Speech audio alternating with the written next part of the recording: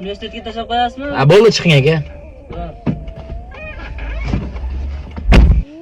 Siz tarixchisiz, tarixchi. Ha, tarixchiman. Hozir masalan bizning xonliklarimiz bo'lgan, Rossiya imperiyasi bosib olgan. Shu xonliklarimizni Rossiya imperiyasidan bosib olish sababi nima bo'lgan shunda?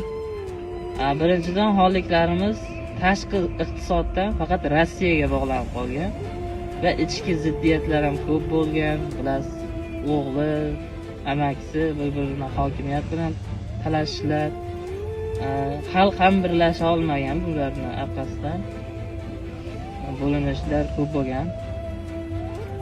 Keyin dunyoviy ilmlar ham juda past bo'lgan tufayli xalqning ham ongi pasayib ketgan. Faqat kun kechirish bilan, qorni to'ydi bilan o'tib ketgan.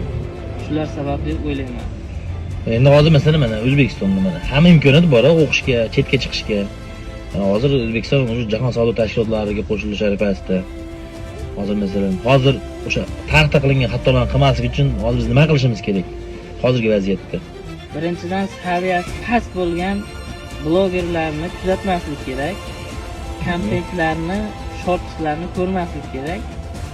Ilm ma'rifatni oshiradigan zamonaviy bilimlarni kuchaytirish kerak. Tarixni ham anglash kerak.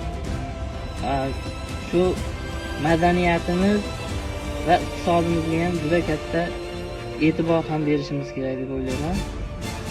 O'qib o'rganishimiz kerak biz. O'qib o'rganishimiz kerak. Keyin bizdan ham birdamlik bo'lish kerak, to'g'rimi? Albatta. Qudratli davlat bo'lishimiz uchun. Albatta, bu birdamlik juda katta narsa. Bu bir bo'lsak biz O'zbekiston juda katta bir yutuqlarga erisha olamiz. Buni bilaman. Hamma tarixchi ham biladi buni. Sportda ham masalan ancha yutuqqa erishdik, sportda ham, futbolda, boksda. Shunga o'xshab. Menimcha. Sizga o'xshagan tarixchilar ko'paysin unda aka. Sog' bo'lasiz.